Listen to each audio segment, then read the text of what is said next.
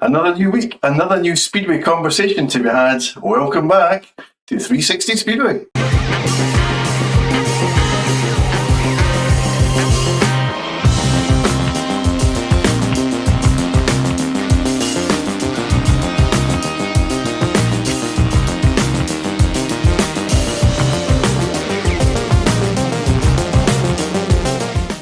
Hello there, dudes. Please come in and settle yourselves down. Welcome to Series 2, Episode 29. I'm Derek Smith speaking to you once again from 360 Speedway HQ. Great to have your company. I appreciate your support, we truly do, and all the feedback and interactivity. Please do comment and share and help us to grow the 360 family. Let's get underway then, starting with an introduction of this week's 360 team. First up, the man who we all listen to intently. He speaks with passion and aplomb, which resonates with so many of you watching and listening. Yorkshire's finest, who else could it be but Nigel Crabtree? Welcome back, Nigel. Hi, everybody. And completing this week's lineup in a guest pundit role tonight, for which we're very, very grateful indeed, the man who earns a crust by selling tasty pies and crusts. Who else could that be but Mr. He's smiling thankfully, Paul Bowen. Hey, Paul. Cheers. Hi. Welcome back to 360. Collectively, this week's handlebar heroes. Usual disclaimer applies, although I'll probably use different words. That all of the views and opinions expressed are those of us as individuals and bear no resemblance to any club from our past that we did or do have a current day association to, something like that. Listen, thank you very much for watching and interacting last week with our British final preview. Still available to watch back if somehow you managed to miss it. And you'll be able to listen to our rider by rider assessments. And now that you know the result, you'll be able to critique just how far off that we actually were. Welcome to Fans Pulse Lap 1 of episode 29. We do hope you enjoyed last week's bumper edition. There was a lot of content and detail that we did want to fire through. Hope you appreciated the effort. Okay, for two reasons that I'll mention at the end of this week's episode, we will only have two parts this week. So two separate segments will make up episode number 29. Make sure you consume them both, stay till the end to find out what on earth's going on. Start off this week by reviewing that Saturday big night out in Manchester, widely available to view and watch again via ITVX. Isn't that nice to say? Before we talk about the rider performances and the result itself, let's first focus on the event staging and the ITV production. Paul, I'm unsure if you were there in person. I know it's not far from your part of the world. Highly pleasing for me was the in-stadium crowd on the night at the National Speedway Stadium on Saturday night. And that was an important factor when ITV network cameras came calling. Yeah, well, funny enough, actually, I was on my Ollibobs in Wales, so I actually missed out on it. But, it was so great looking back to see the crowd. Obviously, Speedway does need the crowd. ITV needed a crowd to show off and make Speedway look like it was, it is a well-represented sport. It's a well-liked sport. If it had gone and it had been half empty, it'd have been catastrophic.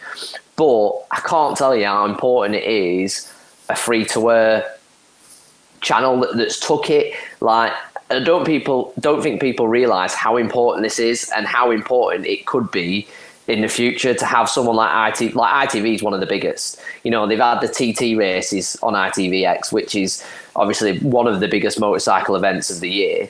And to get Speedway on there, I really do think the governing body need to grab that and hold on to it. Completely, Paul. It was pleasing to have the crowd in situ in the stadium. Excuse me, and the event merits that. It's a national title. It's meant to be a big, prestigious, historic event, and the crowd did seem to respond. And to your point, Paul, delightful to see. Ever since Saturday night on social media, that there was heartfelt outpouring of gratitude to everyone involved in getting British Speedway back on terrestrial television once again. Nigel, the actual sort of media production, the presentation, the race quality was obviously of a very good standard. It was pleasing, I think, to see that British Speedway used several safe pairs of hands Phil Morris was obviously orchestrating the event timings behind the scene.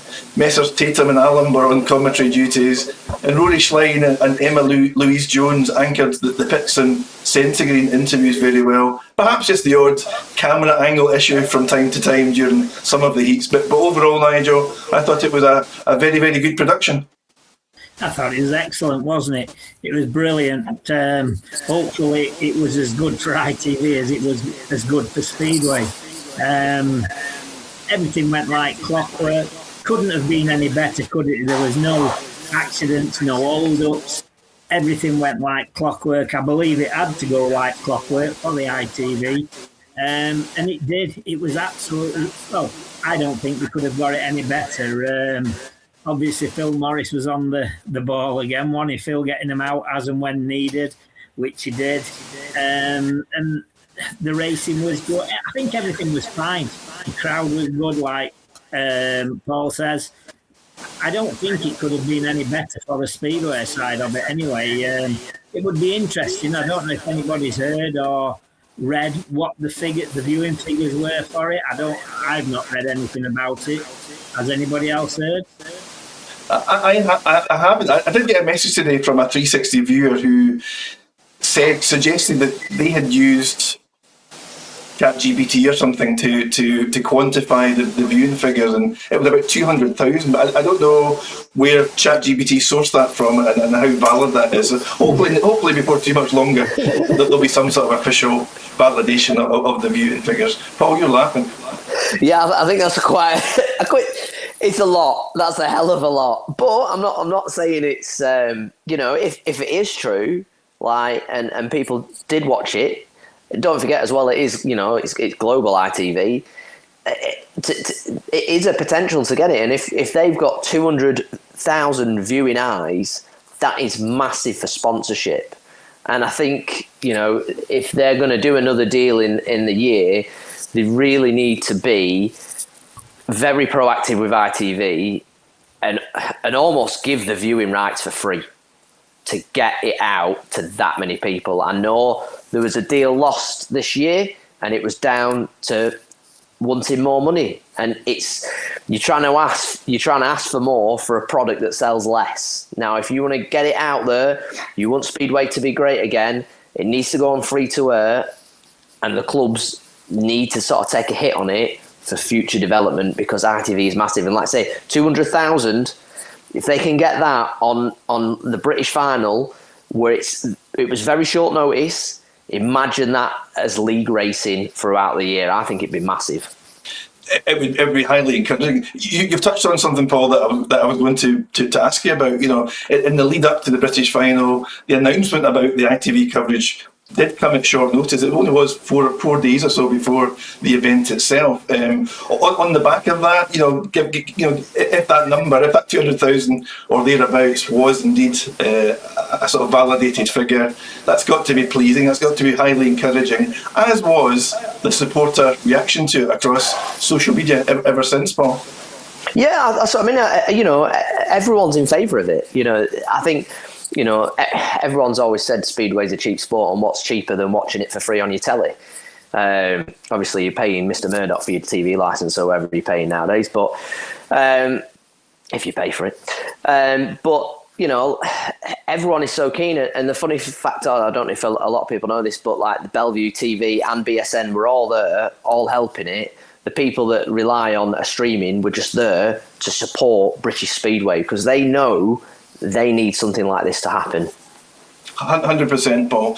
Crabby, I'll tell you what, Derek. Yeah, go on. What we need to also remember is, and thank them tremendously, this is Cab Direct and Allied. They made it happen as well, didn't they, in a big way? As I don't know if people know, but massive sponsorship what they give, like. So big thanks to Allied and what's the other one? What is it called, Derek? What's it called? Cab Direct and Cab Direct. Yeah. Mm-hmm. So you're right, Nigel. Listen, undoubtedly behind the scenes that there was some funding to help make the whole television spectacle possible, financially and practically. So It did look like Allied vehicles or Cab Direct played a significant part in that. A massive part to play, haven't they? Everybody's had a massive part to play to make it happen, and it happened. And well done to everybody. That's what I say. Well done, and let's hope we can get more. To your point, Paul, it's obviously been a collective team effort on behalf of the sport. You mentioned Bellevue TV and BSN all helping to resource and keep things moving on the night. Nigel, we'll get into some of the rider performances next. Just before we do though, overall, how did you rate the sort of quality of the meeting and the entertainment value, Nigel? I'm sure it was right, wasn't it? Take the winner out of it, and it was anybody's then, wasn't it? There was 8 to 10 could have been in that, certainly in the semis and the final. So, yeah, I thought it was excellent, really. Couldn't have been any better, really. People have said that there wasn't that much passing. I don't know what they were watching, but I thought it was very good, very good. Paul, to the result, first of all, Robert Lambert, obviously a more than worthy winner, now 3 times British champion. He came, he saw, he conquered.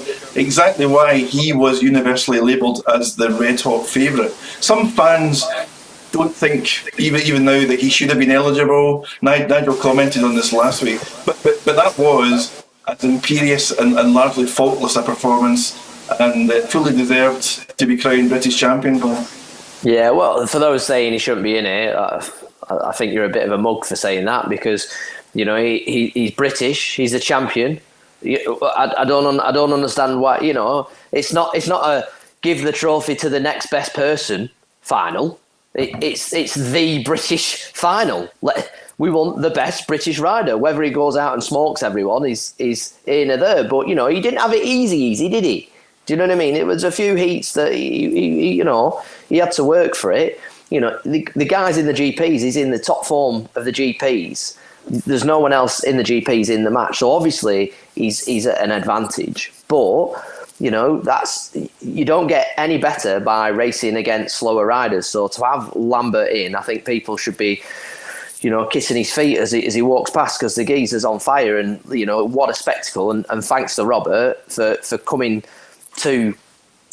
back to British Speedway and racing again. Obviously, yeah, he's not racing in the Premiership because he earns more money elsewhere. It's like anybody else in a career. But he's come back to do the British final, and his smart move, because like I said, he's gone on ITV and he's had the best do out of it, hasn't he? Absolutely. Let's be honest. Robert could have declined. He could have not paid too much attention or had too much interest in competing. But Nigel, it's an obvious thing to say. No doubt the meeting was the poorer for not having a fit Dan Bewley able to take part in it. That would definitely have added some additional interest, and his head-to-heads with Robert Lambert would have added quite something to the spectacle, Nigel. Yeah, of course it would. I mean, you'd have had 1 and 2 then, wouldn't you? But you'd have had, Robert and Dan would have been fighting between themselves pretty much. But maybe, you never know what happens on the night. But you know what? Folks complain about Dan riding in it at Bellevue, being his own track, and he's going to win it and everything else. They moan about that. They moan about Robert coming. If Robert hadn't have come, you'd have got some moaning that he's not interested in it. I personally believe that British riders, whether they ride in this country or not, they should be made to ride in the British final. It always used to happen years ago. You had to compete in it. If you were British, you had to compete in the qualifying rounds, whatever, and you had to do it. And I think that they should have to do it now. And fair play to Robert. He hasn't sort of been backed into a corner to do it. They've asked him to do it, and he's done it straight away. And let me tell you, I reckon that will have cost him a few bob to come and do that meeting as well. He certainly won't have made any money out of it. By the time he's fetched van, mechanics, travel, overnight stays, put all that lot together, Robert won't have made any money out of that. He's come to do it purely because he wants to be British champion. I was going to for that. Nigel, they've hit the nail on the head there, because there's been a few riders that I know just go, well, I don't get paid for it, I'm not going. Yeah. Do you know what I mean? You do. That's right. Crazy. It's like, I got asked to be reserve, all right. I weren't at that standard, and I think they were scraping barrel, they were struggling. But, you know, I went because I wanted to be part of British Speedway. I didn't go, oh, well, how much are you paying me? Do you know what I mean? And that is the other thing, do you know what I mean? Like I say, whether they should be made to do it, I don't know. So. But you always used to be, you know. Yeah. Always used to be.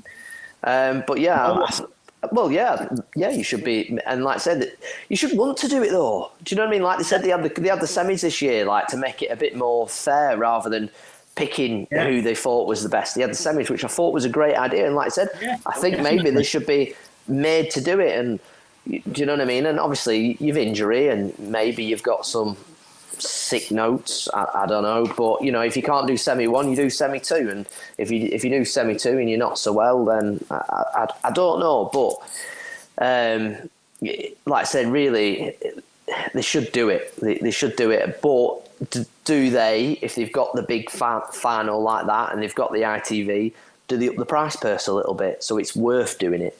I don't know. Maybe they should share the price put out. Maybe it shouldn't be a X amount of point. Maybe it should be X amount of the pot on the night. I don't know. I don't think, Paul, in all honesty, I don't think anybody over the years has ever done it for the money involved in that meeting. I don't believe that. The ones that want to win is the ones that are coming 5th and upwards. Do you know what I mean? The ones that know, I'm not going to win it. I'm not really interested in going. But you know what? Even in my day, and I'm going back a long time, aren't I? I qualified for a British final. I was never going to be a British champion or anything else. All I was a bloody somebody that rode it second division. But I'd had a good day or two and qualified for a British final. I was never going to win it, but I wanted to ride in that British final. You know, it probably cost me money to do it. Yeah. But I don't think it comes down to money. I think, well, they wanted to be British champion.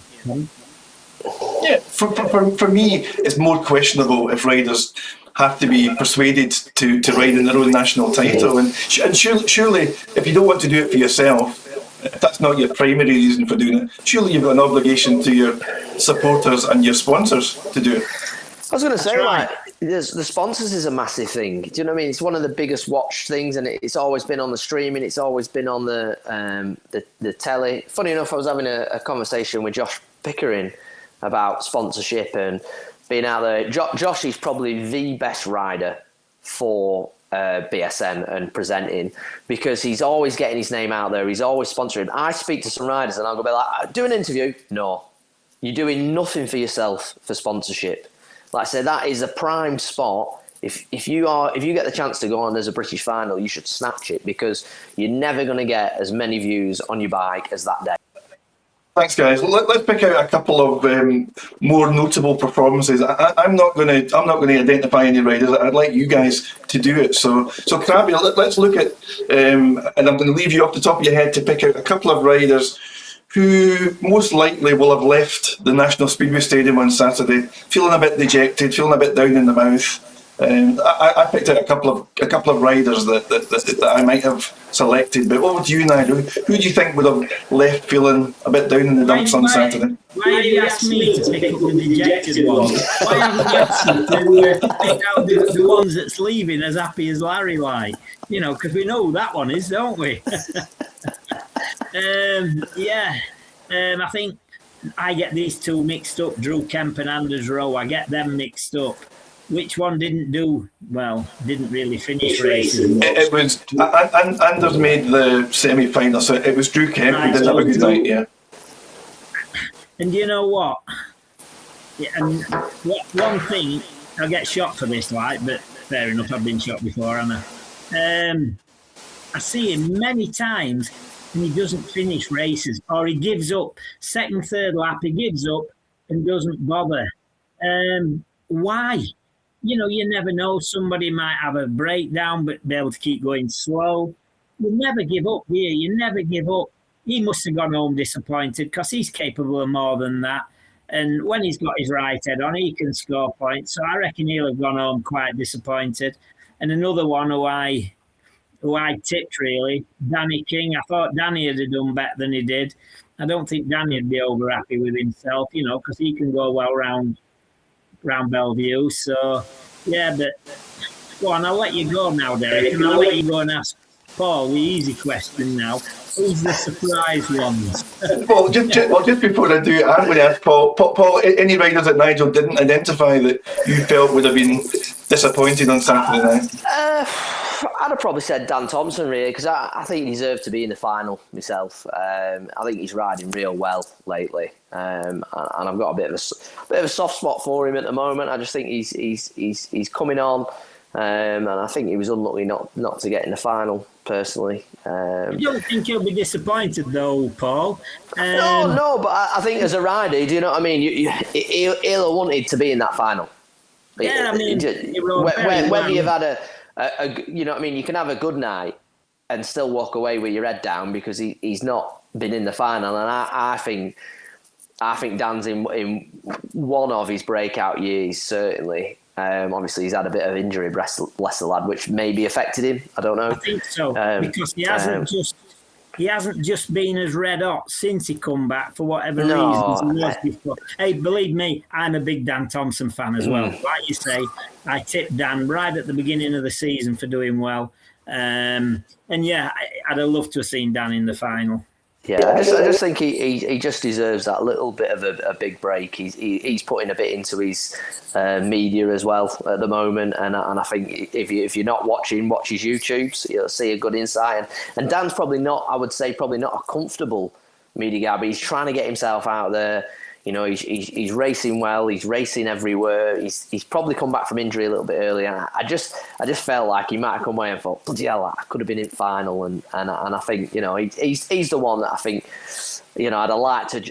I think he'd have liked to have been in the final, and I'd have liked to have seen him in there. Yeah, I agree. And poor Dan actually had a big come off on Monday night at Northampton. So I see that he's declared himself fit to race for Leicester tomorrow night.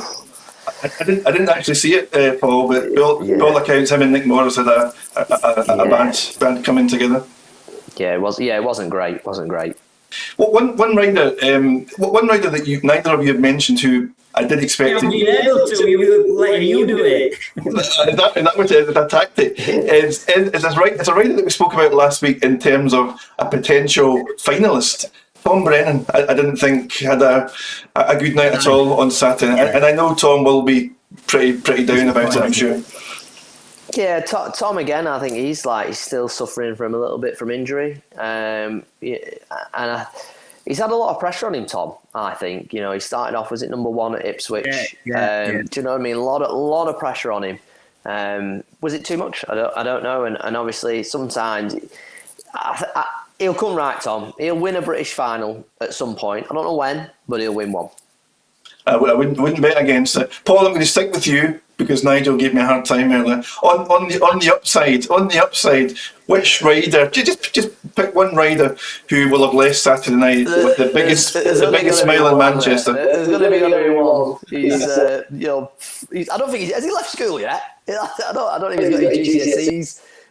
Whether he might say A, B, C or D, I don't think he cares at the moment because he had what a result. It's got to be Cooper Rush, and the guy is almost replicating a Dan Bewley in my eyes. I think he should have picked gate 1, but other than that, what a ride, Cooper Russian. Nigel, Paul mentioned it. He selected 8-3 in the final. I'm sure he must regret that instantly. Probably the second that he picked it. But other than that, Cooper, given his immaturity, his young age, lack of experience, all those things, he was a standout performer on Saturday, and I'm sure he had the TV crowds shouting his name, Nigel. It was the star of the show, wasn't Cooper? Everybody expected Robert to go out there and win it.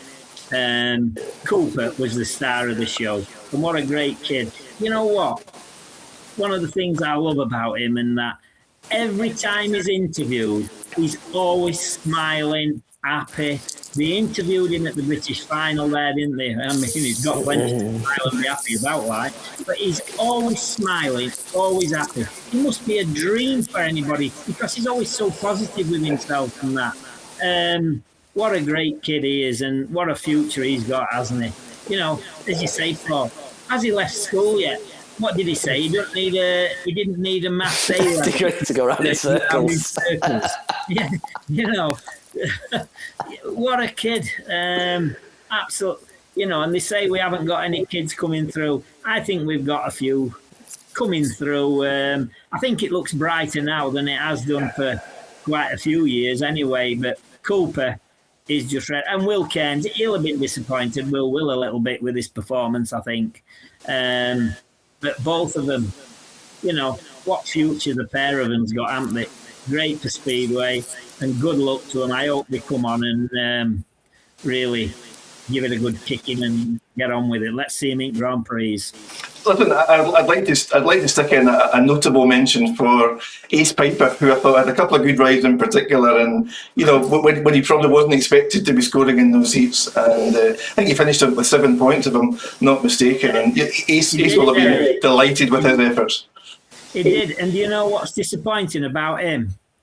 I went to Buxton on Sunday, and he was riding at Buxton, and other than one race, he was atrocious.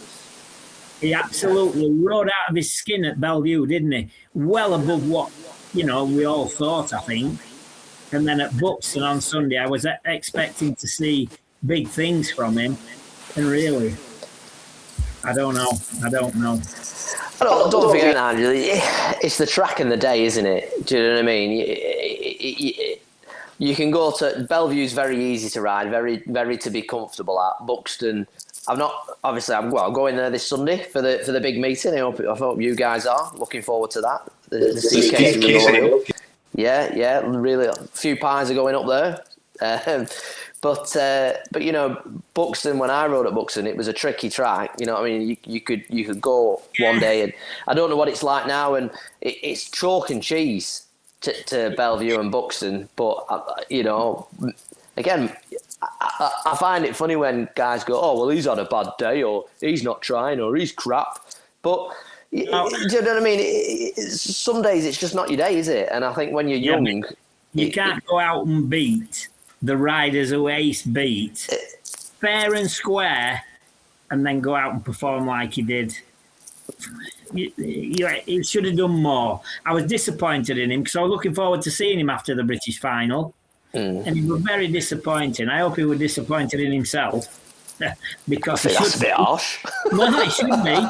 Because he's better than that, isn't he? He's better than that. Because he was so good at Bellevue the night before. As you say, though, Paul, you are right what you say. Bellevue is it's an easy track, but it's also an easy track to get swallowed up in as well. So you've got to be going to keep them places. It's easy to get swallowed up, whereas Buxton's very, very technical track, and they maybe don't ride many technical tracks nowadays. He's a big track rider. He's spent ages at Berwick. He's done Bellevue. Red Cars rides like a big track. Do you know what I mean? Yeah. The very fast tracks. So I think it's a little unfair there. I'll be honest. No bother. But say some. I don't think you ever go out there going, "Oh, I'm going to ride like a pansy today." No, I'm sure. Nigel, I know you well. I know your critique is coming from a good place, Nigel. Absolutely. Listen, so in the end, a bit of a national title breeze for Robert Lambert. He will now turn focus to a SGP top 3 finish. Charles Wright again finished runner-up, earning that British SGP wildcard spot next season. And Leon Flint secured his most prestigious achievement to date in third place, with 16-year-old sensation Cooper Russian placed in fourth. Okay, let's move on. In fact, just before we move on, talking of Cooper, I'll be honest enough to remind everyone of my own predictions on last week's episode. Here's what I said. 2 in the riding order in heat number 1 is 16-year-old Cooper Russian of Kingsland in Poole, given a wildcard place to make his first ever British final, aged to 16. He has performed very well indeed in both leagues this season. Perhaps, in my humble opinion, unlikely to score too many but he will love being part of the occasion for sure. Crabby, we rate Cooper. You know that we do. He'll love being part of this meeting, and he shouldn't be, and hopefully won't feel under any pressure, Nigel. So there, that was my words just a week ago. I'm delighted to be proved wrong, absolutely delighted, and to be made to look silly yet again. Cooper absolutely smashed it in the meeting and very obviously exceeded all my expectations of him. Well done, that man. Incidentally, there was some mixed success in the 360 team podium predictions ahead of the British final. Phil Lanning, myself and Crabby each managed 2 out of 4 because we all picked Robert Lambert and Charles Wright. Otherwise, we weren't particularly close at all. Let's move on then. Paul, incidentally, just one question, Paul, on the back of Saturday night.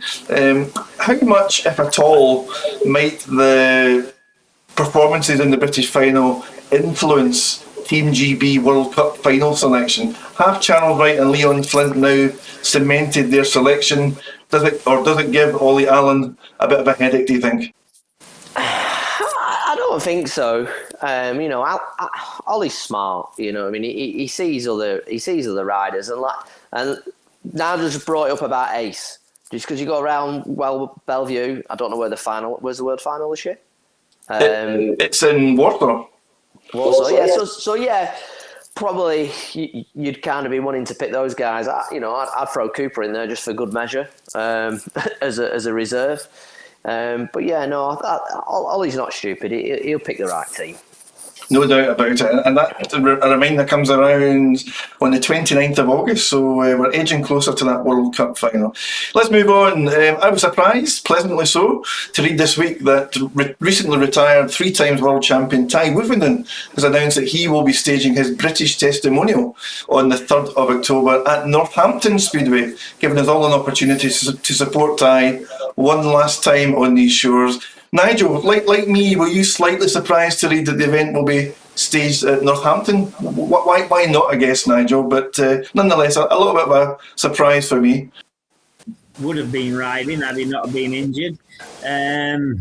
But it's good that somebody's putting one on, because at the end of the day, Tai is the most successful British rider we've ever had, isn't he? So it's good that there'll be a meeting for him, and hopefully the people turn out to support it, which I'm sure they will, because, I don't know, some love him, some hate Tai, but without doubt, he's been our best individual rider in the world, hasn't he? Win it 3 times, we've had nobody do that.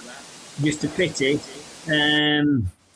We couldn't have, or Speedway couldn't have capitalised on that, a bit like Luke Little has done with the darts.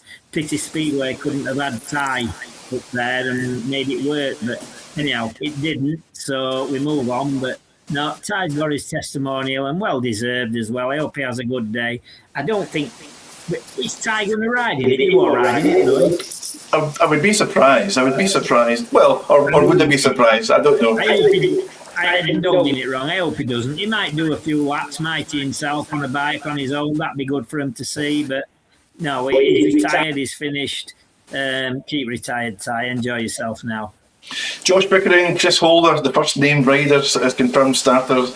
No doubt we will return to Mr. Woffinden and his farewell in future weeks. A recovery update from Jack Holder, and quite a concerning one, if I'm honest. Still very much sidelined following that big crash during the Wroclaw Grand Prix back in June. Unfortunately, it doesn't sound like overly encouraging news for the Aussie, who describes his own health situation as being very dark at the moment. What was breaks his foot, his back and his arm have all been plated and are healing well. The real concern is nerve damage to his hand, currently preventing him using it very well. Paul, just by the very nature of that, clearly a concern for Jack. Nerve damage, we all know, can be a complex thing and take time. We can understand Jack's own concerns, Paul. Yeah, I think the biggest injuries are the ones you can't see. Ligaments, nerve damage, the brain. Do you know what I mean? The ones that bones mend. But like nerve is next level, and I think for Jack, obviously, he's worried for his career. I think and I can understand it. Hopefully, his nerves will come back and he'll be all right. But I think it's just a sharp reminder what Speedway riders put themselves through, what happens when it does go wrong, and the consequences. So yeah, and Jack's again a great. It'll be such a shame. Like Jack and Tai, very similar, and both got that sort of media dream kind of persona about them. Bit of a bad lad, do you know what I mean? And I think it'd be so unfortunate if we lose Jack as well as Tai. Obviously, we send our best wishes to Jack and hope to read much better news in the near future. Listen, in 360 we like our video incidents to have a look at and discuss, and it would be rude not to have a look at the latest one to hit the courtesy of British Speedway Network, actually, and this was courtesy of the Monday night Sheffield versus Kings Lynn clash at Owerleton, with a race incident involving Jai Etheridge and Ben Cook. Let's have a quick look at that right now.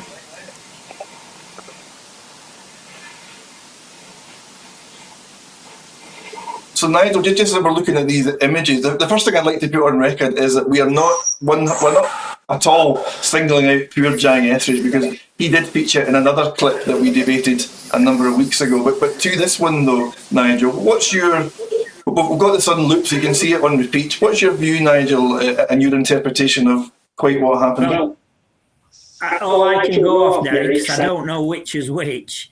Blue and yellow and black, they have the coming together, didn't they? And I think your rider in blue is going round there. I don't know. He pulls the lockers to try and cut back. Unfortunately, as he tries to cut back, your man in blue was coming up the inside. Is it blue? Was coming up the inside, wasn't he? Sorry, your yellow was coming up the inside, sorry, as blue cut back. I would go with it was Blue's fault. Who was Blue? Who was that? Sorry, that was Jai Etheridge for Sheffield, yeah. Right. It was Ben Cook who came off. I think he locked up a little bit. You see him lock up there, and your other man's coming out towards him, and we had a coming together, didn't we? I'm sure there was no animosity anywhere about or anything. Just, yeah, he locked up there, really. I can't believe that he cut back so sharp there. I think it was more of he locked up. His bike he was getting the grip and then it just let go a little bit. And he locked up. I believe nothing was done on purpose, I'm sure. Paul, referee Craig Ackroyd, who is an SGP level official, he identified Ben Cook to have been at fault. How did you view the incident, Paul? And can you see it? Could you potentially see it both ways? I would really like at some point if we could have a no fault throughout the lap. I know that's the rules, and we do have to exclude someone. But something like this, it is just a racing incident.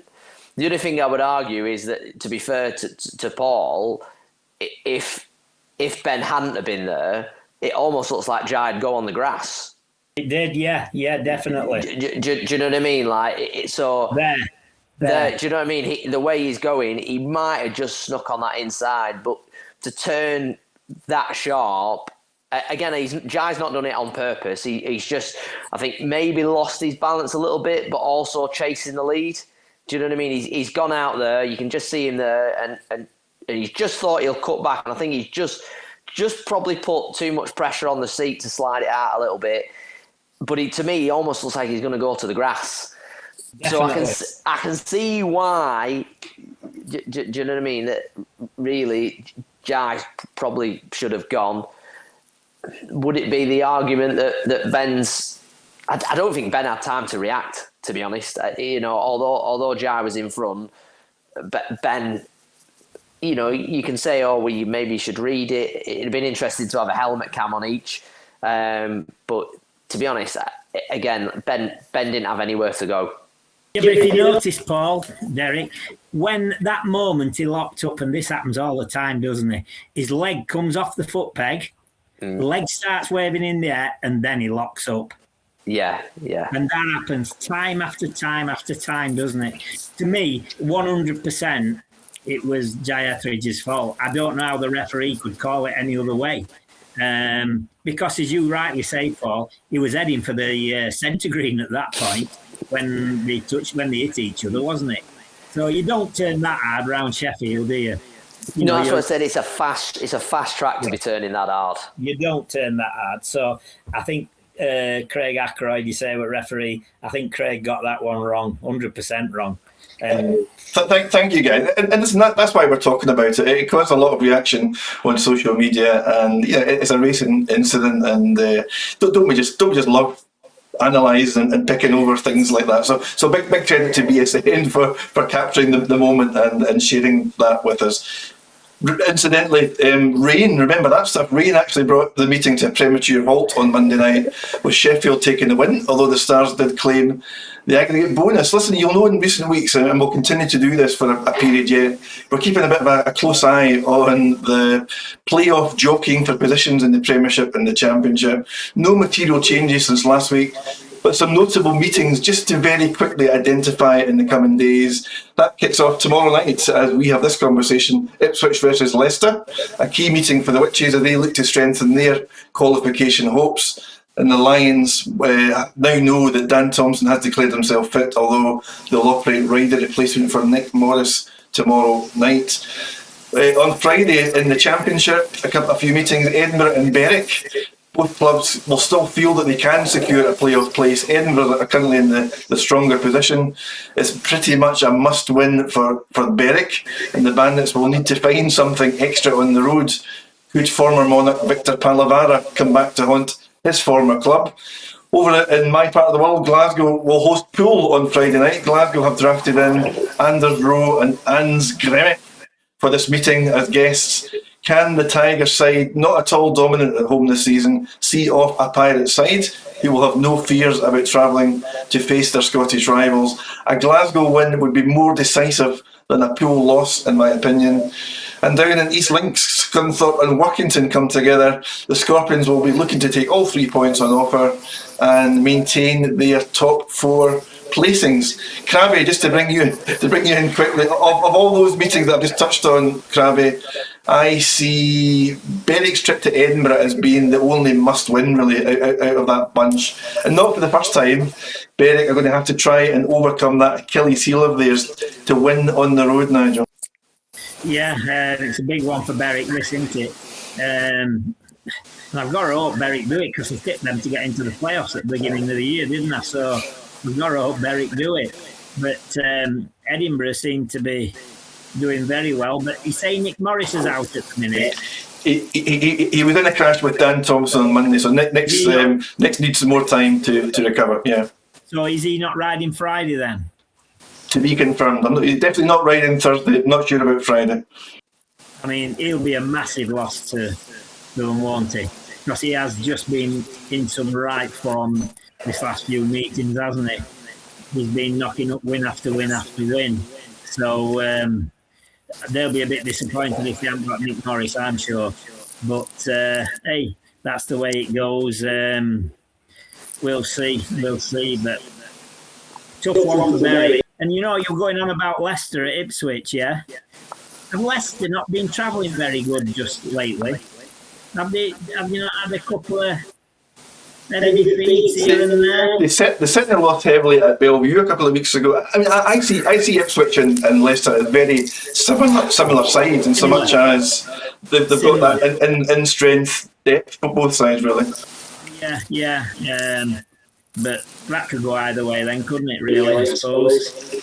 Another must-win, in my opinion, on Saturday night in the Borders. Berwick host Redcar at Shielfield Park on Saturday night. And Redcar gave Glasgow a bit of a scare last Friday and probably could have and should have won at Glasgow. They've only got 2 meetings left now, Redcar, on the road at Berwick on Saturday and to, I think it's Workington the week after. So in my view, this is last chance saloon for Redcar to secure an invaluable away win, Paul. So you know what? Everybody that knocks these playoffs, there's plenty to go for yet, isn't there? We're talking about it week on week, Nigel. Yeah, but I feel for Redcar, mate. I feel for Gav. I often interview him, and he either has the best night in the world or just shockingly bad. and that they could go on to win this, or they could go on to be out. Like, and they've I've been to them where you think, oh, they're going to have a good night tonight, heavy defeat. On the opposite side, they've gone, next minute, they've romped on, and it's the inconsistency for Redcar, so it'll be interesting to see how they do. As opposed to Leicester getting beat, they're still second in the table, so they're doing all right. But yeah, no, I think what's good about Speedway at the moment, other than Bellevue walking away with it, both in the Championship and Premiership, it's quite tight this year, and I'm liking it. I'm liking it too. And to your point, Nigel, we're talking about it week on week, and without the playoff focus and the chase to make the top four in the respective divisions, what else would we be talking about, Nigel? Bellevue would have won the league now, wouldn't we? That's true. Middle of August, and Bellevue's won it. End of. I'll go home. You know, the playoffs are great, aren't they? Really. I know people knock them and that, but they keep interest going right to the end. So. And, you know, Bellevue, obviously, I would say he'll get to the final of the playoffs. But again, it's another 2 days, isn't it? Anything can happen. Anything can happen, it normally does. Let me just pick up another couple of standout meetings. On Monday night, next week, Kingsland host Ipswich. In my opinion, the Stars absolutely need to win and take the aggregate bonus if they can. So if Ipswich and if Ipswich were to get a result at Kingsland, I think that would kill off the Stars' remaining chance to finish in the top four. And then on Tuesday night, down in Devon, Glasgow make the long trip down. Should Glasgow slip up at Poole to Poole at home on Friday, they may well feel that they need to find a win down in Devon on Tuesday night. So lots still to race for. Paul, we associate you with a number of things. Pies, Speedway, The Apprentice, if I'm allowed to mention that, and e-bikes, Paul. And I wanted just to ask you, I think I read something a couple of days ago, although I couldn't find it again, that there might have been a softening within the SCB in terms of allowing some form of e-bikes back on our Speedway tracks. And when we last spoke about it, that was an absolute no-no. So are you aware of that, Paul? Can you update us what that is? So I briefly spoke to, I think I spoke to Lemo actually, and they are letting Revies come back in, which are the really small bikes. There's I'm gonna say Richard, I think. You might have seen it on the Facebook, the Mini Speedway GP. The guy is gaining extreme traction with the youth. He's going around the little cycle tracks, you know, getting kids from about 3 or 4 upwards. And I think, and I'd like to think that his traction and his commitment to the youth has sort of gone, hang on a minute, why aren't we doing this? And then to the point on the Revies, like the SCB with me were like, oh, well, it's electric and it's dangerous. They've got the same battery as the windy guns that everybody's got. So you've got 14 of these batteries in the pits, but you won't let one go out on the track on its own. Like, you know what I mean? And that's near methanol and all sorts. So, you know, it's really good to see that they've used the red and got this and grabbed this. I just hope they start to push it. You know, you've got tracks like Leicester that have got a little mini track. Glasgow have got a little one. You know, obviously I'm pushing for the higher electric, but hey, you know, I'm really glad to see there's been a start for the electric. You know, hopefully I'd like, you know, and if anyone's listening to the SCB, get someone like myself involved. You know, I'm here to help. You know, I know a lot of people don't like me for my opinions on electric, but it's coming. And like I say, these kids now that are 4 to 6 years old that are all riding these Revies, they're going to grow up with it. So, you know, it's really good that they've got into it, and hopefully it'll capture a much smaller audience, much younger audience. You know, if they go and ride these Revies on the track, they go and watch ITV and watch a British final, you might get more spectators. So, yeah, really, really glad to see. Just on that one, the e-bikes, my grandsons, they do the grass track. It's just a little club, Formula Grass Track Club, and they run a class for the e-bikes. And I think there's about 6 in it. I think 6 e-bikes in the class. One of them is little Cruz Harris. He rides every Saturday. In fact, on Saturday just gone at the British final, Bomber was there with Cruz at the grass track and had to leave at 3 o'clock to go to Bellevue for British Final. Bomber was there. And it seems, I say, these are little kids. Well, Cruz, I don't know how old he is. He's not very old, is he? No.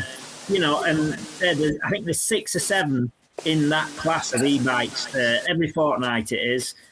Formula grass track. And they are really pushing the young kids. There's a lot of young kids in the e-bikes and the class above, the autos and that. So if it's bringing the young kids into it, that's the way, isn't it? I don't know. I don't think there's a future for e-bikes. That's my opinion. Because of the noise and everything else, it's part of it.